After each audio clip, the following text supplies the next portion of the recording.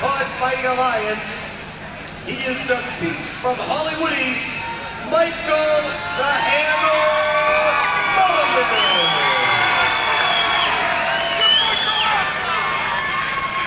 All right, so Mike, welcome to another Fireside with Michael the Hammer Mulligan and Michael Loco Lobo Grass. What's up, Michael? Hammer, what's going on, man? Another beautiful day. I'm going to hold the mic this time because last time we tried an experiment. Mike held it, and I didn't get no love. He just kept it right up to his face. You know, it's a vain thing.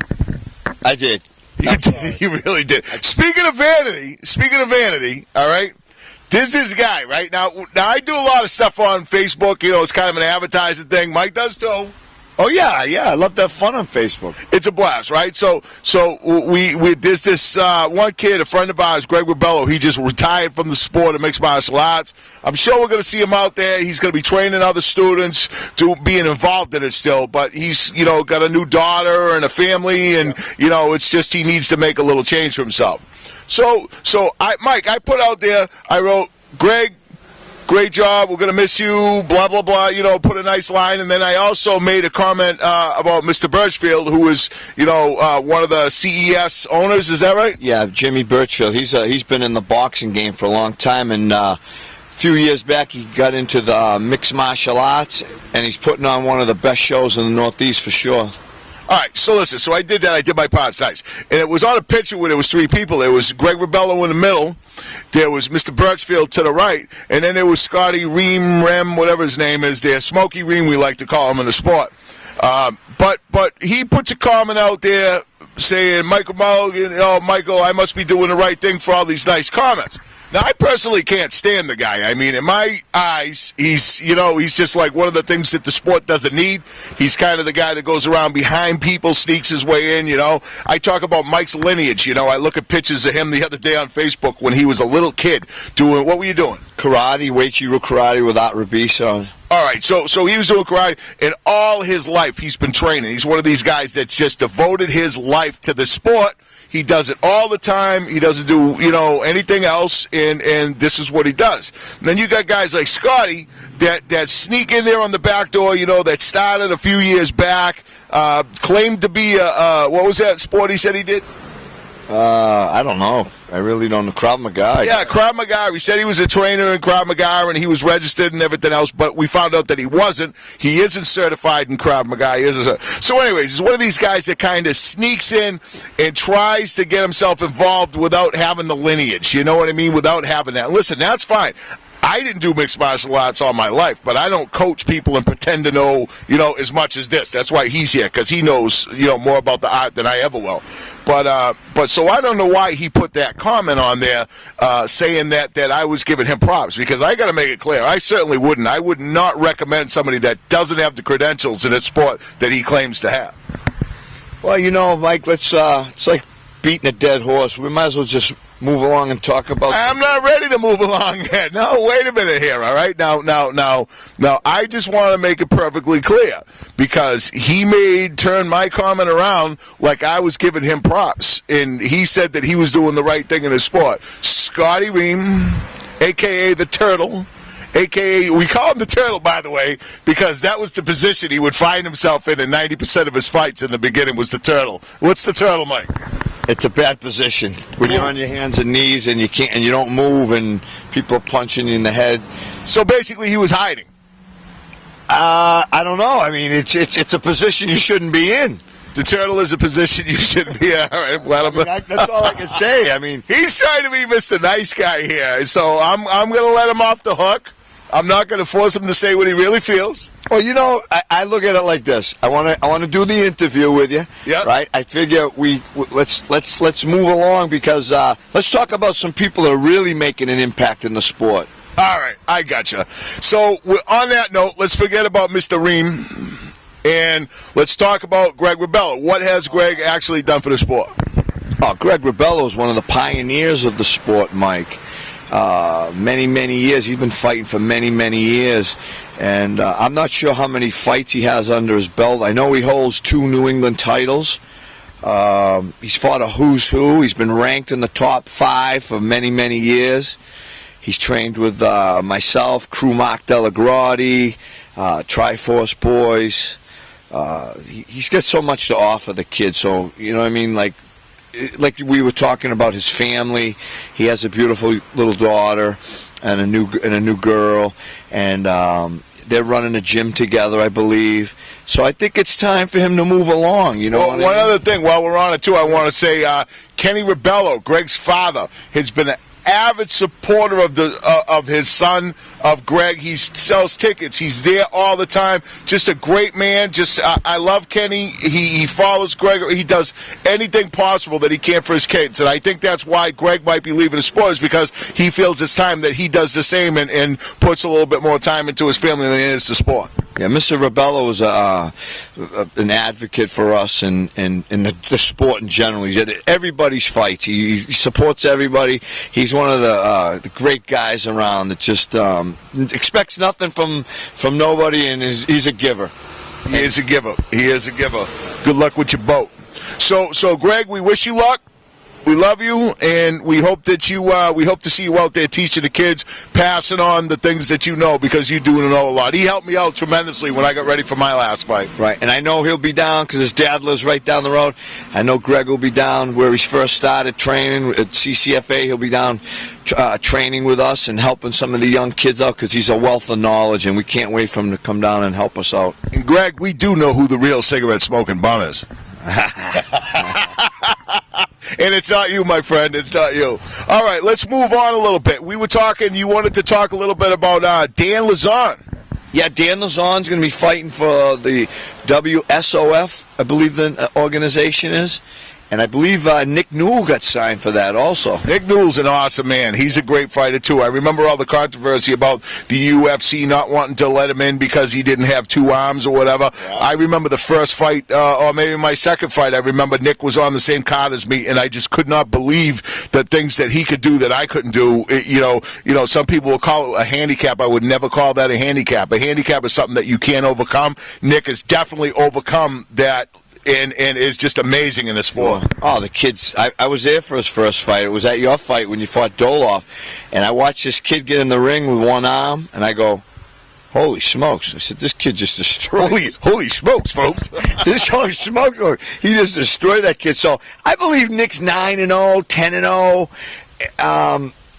You know, I'd love to see him in the UFC someday. I know Dan Lazon's been in the UFC, the youngest fighter ever. So you got two local guys signed to WSOF.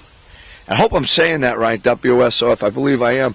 And hey, well, Mom, if you would, Mom, just put when we're saying this, if you run the streamer across with the correct name of the event, we thank you. Right. I know it's a good event. It's a good event.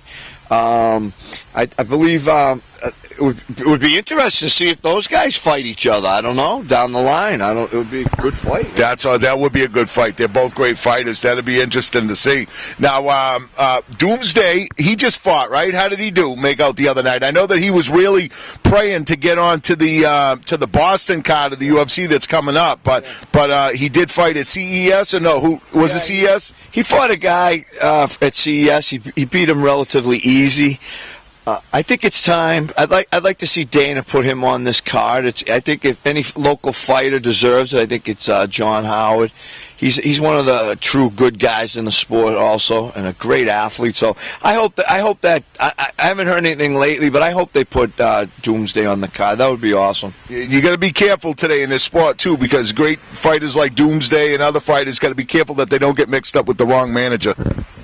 Yeah, I mean, there's people out there that are trying to, you know, it's been like this forever in boxing and 100 years. There's a lot of charlatans out there, and I just hope people, hook up with some good people. Mike, you always say it, it's like Mike used to raise dogs. His father used to raise and teach, and train police dogs and stuff. And the thing that always you will hear come out of his mouth is the lineage. You look for the lineage in the person that you're using. Look for the lineage in your management. Look for the lineage in your trainers and everything else, because it's not something that you should just jump into and then all of a sudden become this guy that says he knows it all. You need to make sure that your guy has the lineage and the support in the sport from the others. Absolutely.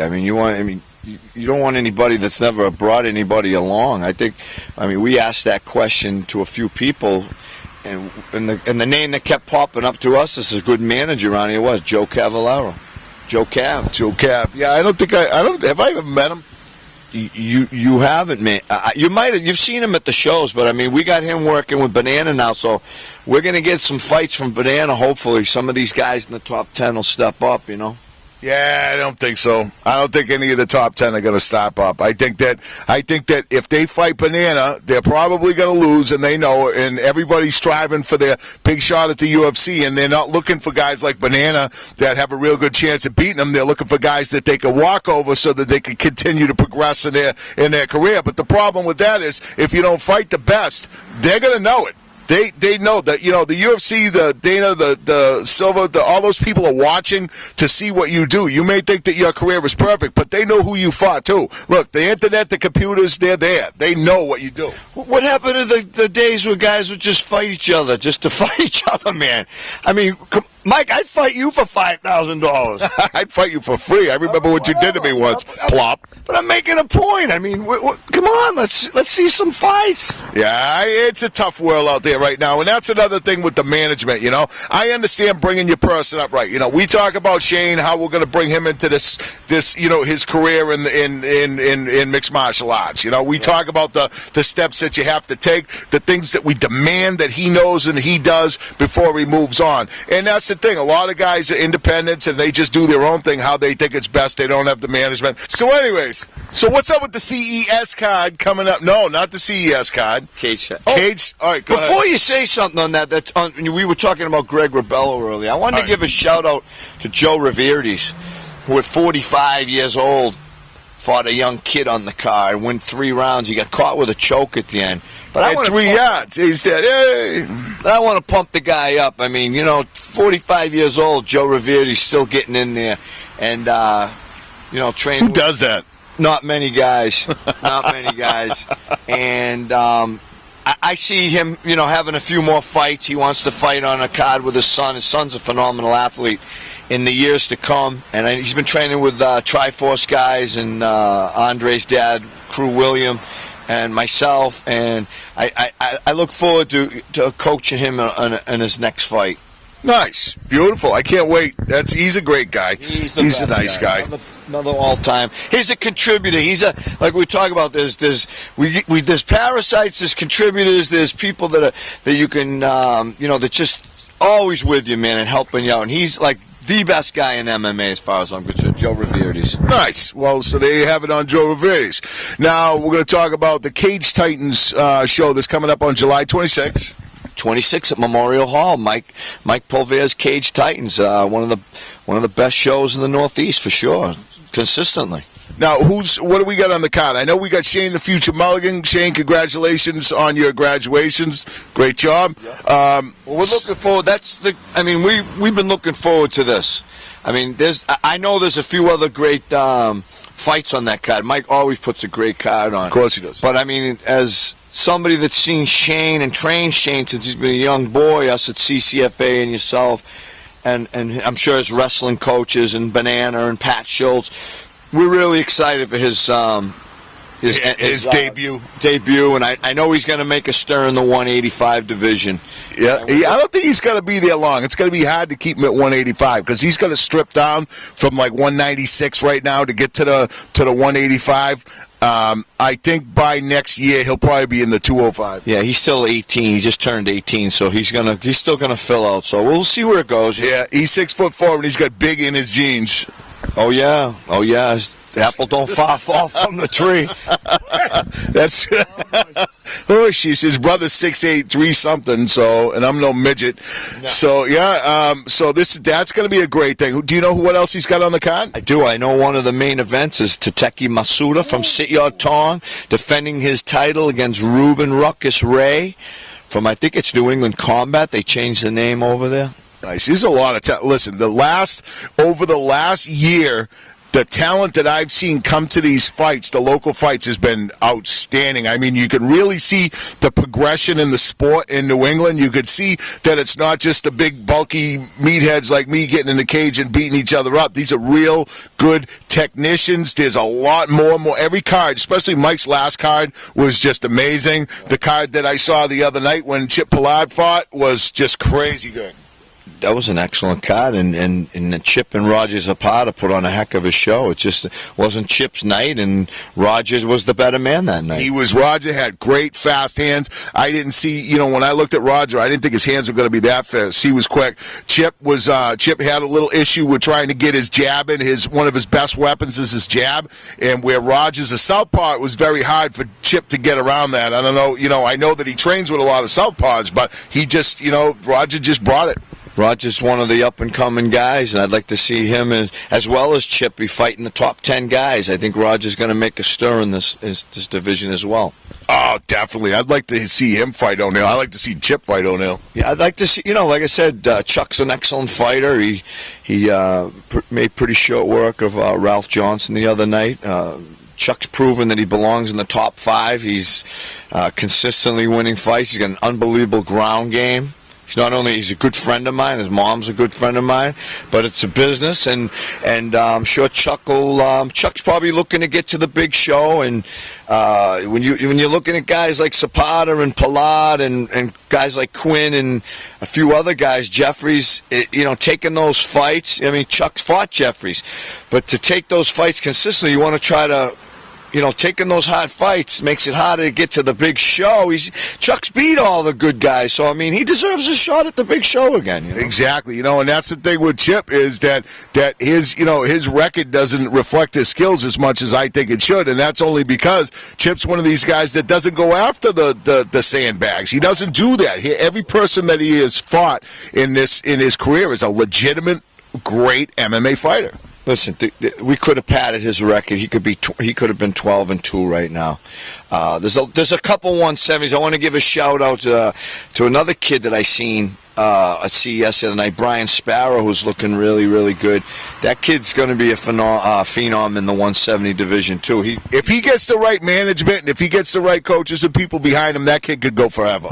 He looked really good, man, and I tell you, for 170, being a tall kid at that weight, I don't know how he makes 170s. I don't think it's going to be for long. I think he's like Shaney. I think that he's going to end up banging up to 185, probably around the same time Shaney bangs up to 205. Yeah, I don't know how he cuts. I don't know what he walks around at, but I know he looks. Give credit where credit's due. The kid, great good, man. He looks good. Yeah, great fight. I love watching him. He's a nice kid too. We did a little interview with him at Lazan's when we were getting ready for his fight. Actually, it wasn't even getting ready for his fight. We were there for the medicals at Lazan's for the last Cage Titans event, and I just was able to catch him. I had tried a couple times before. I was glad that I was able to catch him. Nice kid. I congratulated him on his win at CES the other night. I ended up cornering a few guys that night, and he's a very humble kid, so I wish him the best, Yeah, nice. Now, what else we got out there? Who else do we want to discuss here while we're sitting here? We talked about... How about the elephant in the room? Giuliano Banana Catino. We were saying that who's going to step up and fight him? Nobody. That's what I'm saying. This is what, it's like Chip. Chip takes hard fights. Chip takes fights that will spring him forward or that will make him better. There's a lot of guys, and I know I like Tyler King. I met him before, but he's going to sit up there in his number one spot, and he's not going to take any hard fights, and he's going to pray that his name and his past career gets him into the UFC fights or something like that. But I think he needs to take a hard fight. I don't think he's taken a hard fight. When I've seen him fight, I seen him almost get killed by Bobby Favors. Who was it? Bobby Favors. Was it Bobby Favors? But he had him. He had him out on his feet. And no offense to Bobby, he's a great guy, but he ain't that level. You know what I mean? A number one level. And then he got lucky. The ref didn't stop it. He came back too, and then he was able to come back and win when Bobby gassed out. But he doesn't. I in no way feel that man deserves to be number one. And again, I like him. He's probably going to hate me for saying this, but there is no way that Tyler King should be in the number one position. And if he is in the number one position, he should be taking on Banana and not ducking him like a little girl. Well, I'll tell you what, there's a few guys out there we've offered fights to in that heavyweight division, and it just seems like they're prima donnas, dude. They're prima donnas that say, I'm going to skip the hard fight so that I look good on paper. Well, guess what? This is the real world. It ain't paper. Listen, I'm one of Banana's trainers. I don't care if Banana wasn't even part of our team. He's my jiu-jitsu coach.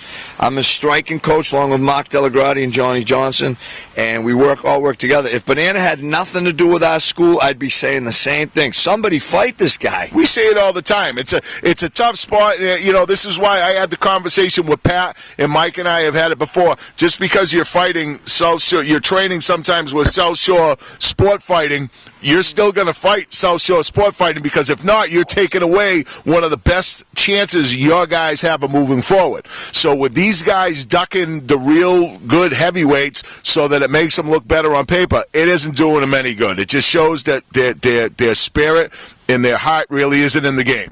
Well, the other thing is, after Roger beat Chip by decision, unanimous decision, let's see what 170s are going to step up and fight this kid. This kid's dangerous, man. Chip and him had a war, and a lot of people won't stand with Chip. Okay? This kid stood with him. He took him down once and tried a couple times, so I don't know if Chip was getting to him, but I'll tell you right now, this kid Zapata and Chip, let's see who steps up in the 170 division and fights these two guys now. Yeah, no, that's another thing. We had that problem with Chip. We did have Quinn actually did step up on, you know, and say that he was gonna do have a fight with Chip, and he wasn't able to do it because he got I think he ended up on a Bellator card or something. Which, listen, everybody knows out here it's not a hidden thing. If a higher division wants you on the card, that's what you're aiming for. You're gonna blow that fight off and you're going up. You know, if it's 2 weeks out or something like that, no, you won't do it if you're a man. But other than that, you know, if you got a month or two, they'll find you another fight because you're going to go up the ladder. Right. And the other thing I wanted to touch on, Hammer, is the new school up here, right on Cranberry Highway, which is, 3 miles away from here? Yeah. We've been getting a lot of fighters from Rhode Island and different areas stopping in now and training with us, you know, with me and Banana. And it's been great for our guys because they can cross-train with these guys, and a couple of them asked me to coach them. I got Tom Evans, Captain America, whose kid's stand-up is solid, needs a little work on the ground. You're going to see a lot of good things from him. Who was the guy you were cornering another guy the other night at Chip's fight? Who was that? That's one of Tom's students, and his name is, I can't pronounce his last name, but I'm going to try. Theo Desagians, the Holy Terror. I could probably said his name wrong. I know it's Theo. He's an excellent kid, man. What a fight he had, and his stand-up looked so crisp. Here's a kid that's always fought out of his weight class he's a kid that steps up and fights anybody. 145, 135. He's a 125 fighter. Yeah. And he finally's been fighting in his weight class, and I think like only guys that have beaten him is Colby Norby, and he's a stud. You know what I mean? You put a little more work into this kid, Theo, and he's going to be a. So how did he do the other night? Oh, he ran naked, choked the kid in the second round, but his first round, his striking was like precise, man. So I'm getting a chance to coach a lot of young kids that are coming on down this way, and I look forward to that. Between the school in Wareham and Team Daniel Gracie in Hyannis, it's a nice lockup for the Cape for us, and we got a lot of Bananas putting on. I mean, I don't think there's any other place with this much talent in the area. Listen, folks, I think we had it. The rain's starting to come down. We're out by the old barn underneath the maple tree. All right, folks, it's pouring out now. So me and Michael are going to head back inside. Listen, I know it was a little controversial, but I had fun. Did you have fun? I had a great time today. He hates to say anything bad about somebody, even if he can't stand them. So we let him off the hook a little bit today.